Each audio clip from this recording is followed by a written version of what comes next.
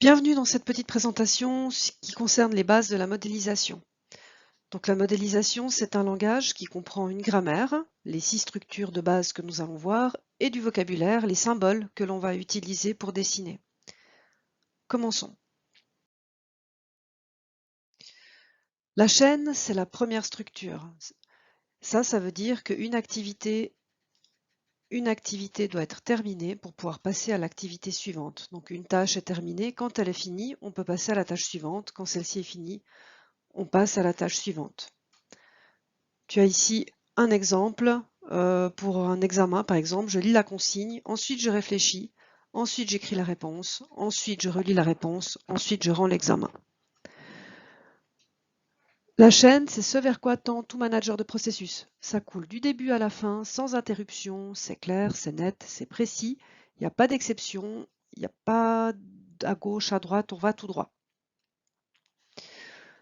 En ce qui concerne la boucle, ça modélise les cas où le résultat d'une tâche doit être dans une certaine qualité pour qu'on puisse passer à la tâche suivante.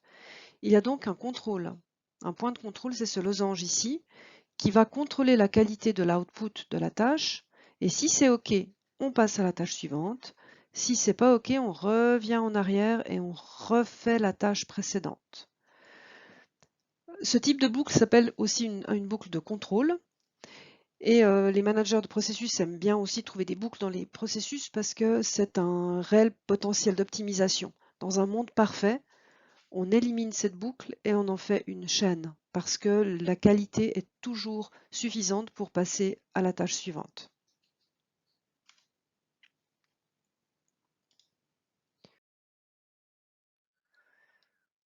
La structure suivante est le déroulement parallèle et la jonction et. Et ça veut dire qu'on va faire cette série-là et cette série-là potentiellement en même temps. En d'autres termes, il n'y a pas de relation séquentielle entre les tâches bleues ici et les tâches jaunes.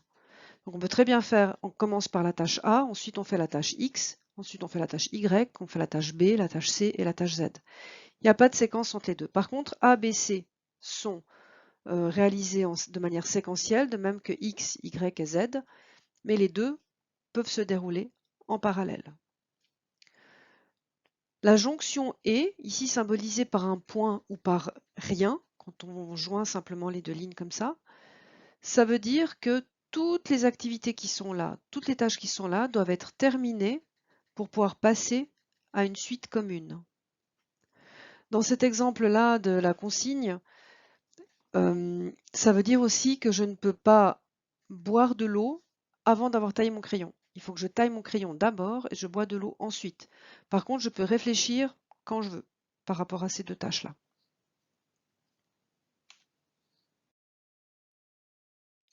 Le déroulement alternatif et la jonction alternative, c'est ou bien ou bien. Donc ça veut dire que dans le processus, je dois faire des choix.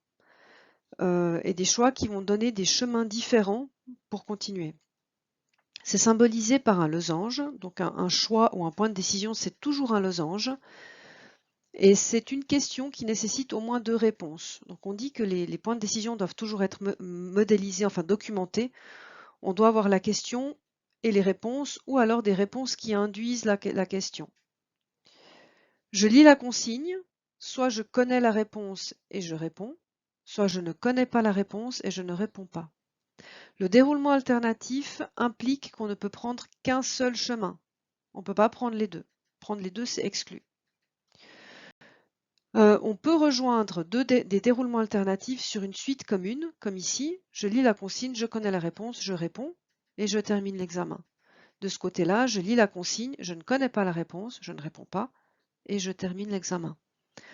Dans ce cas précis, il doit y avoir une flèche dans la jonction là. Donc pour accorder au branchement OU, il faut la flèche obligatoire. D'une manière générale, quand on modélise, soit on met des flèches partout, dans des outils comme Visio ou même dans PowerPoint, ben c'est souvent pratique de prendre la flèche et ça mettra des petites flèches partout et là on ne s'inquiète plus de rien. Soit alors on fait des lignes sans flèches, mais à certains endroits les flèches sont obligatoires. Ici, elle est obligatoire.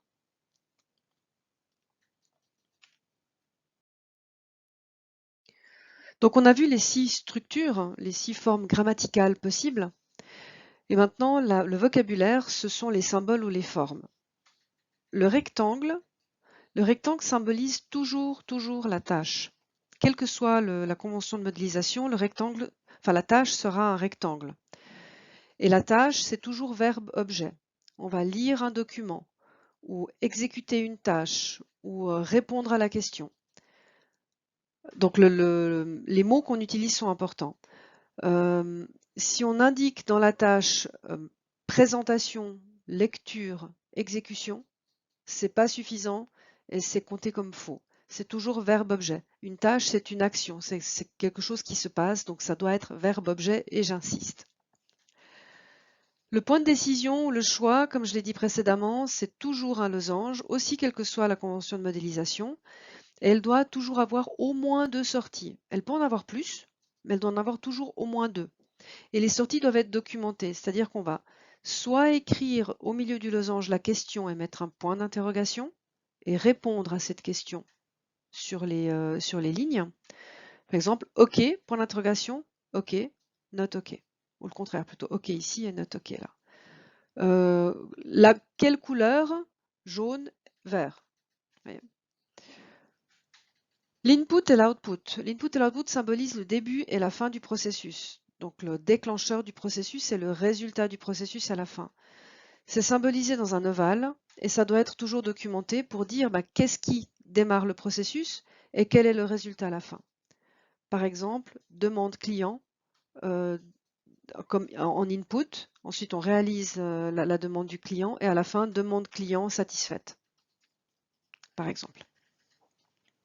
La flèche, c'est le flux, c'est le sens dans lequel va le processus. Donc c'est les passages obligés. C'est avec ou sans flèche, comme je l'ai dit avant, et la flèche est obligatoire dans certains cas. Dans le plan séquentiel, la flèche est toujours pleine, elle n'est pas traitillée, elle peut être traitillée dans d'autres conventions de modélisation, et dans ce cas-là, elle symbolisera un flux de communication et non pas une relation séquentielle. Donc la flèche est une relation séquentielle.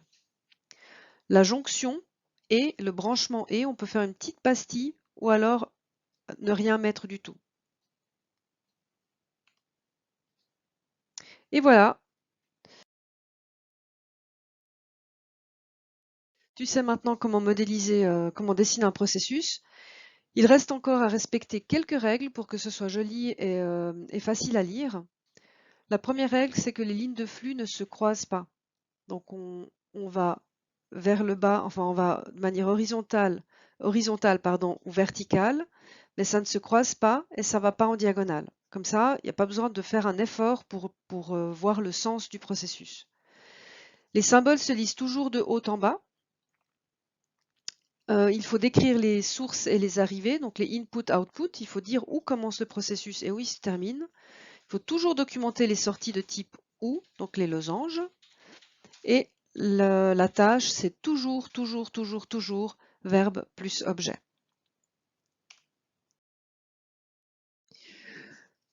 Quand on modélise, je vais enlever le prompteur, quand on modélise les processus, on peut modéliser de manière différente, et y montrer des choses différentes.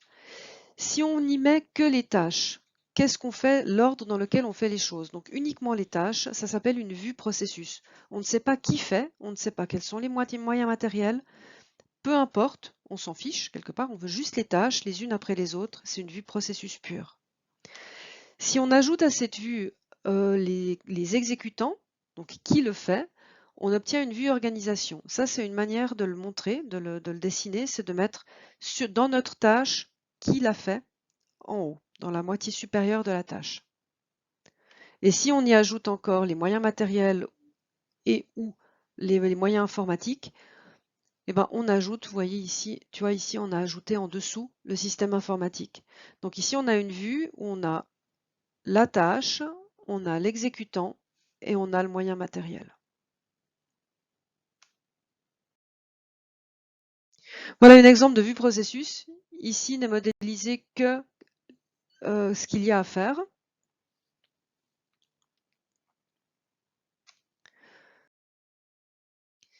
Ici, c'est ce qu'on appelle un plan séquentiel élargi, c'est-à-dire qu'on a une vue processus pure au milieu, À gauche, j'ai indiqué les exécutants, donc j'ai séparé les éléments.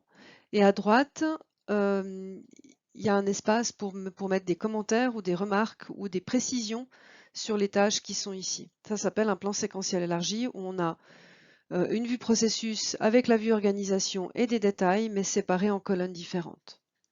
Donc selon ce à quoi sert le processus, ça peut être plus facilement lisible pour le public cible. Voilà, maintenant tu sais comment dessiner un processus, tu sais quelles sont les différentes vues, tu connais la grammaire et le vocabulaire. Je te souhaite bien du plaisir à modéliser les processus des exercices qui vont venir. À bientôt!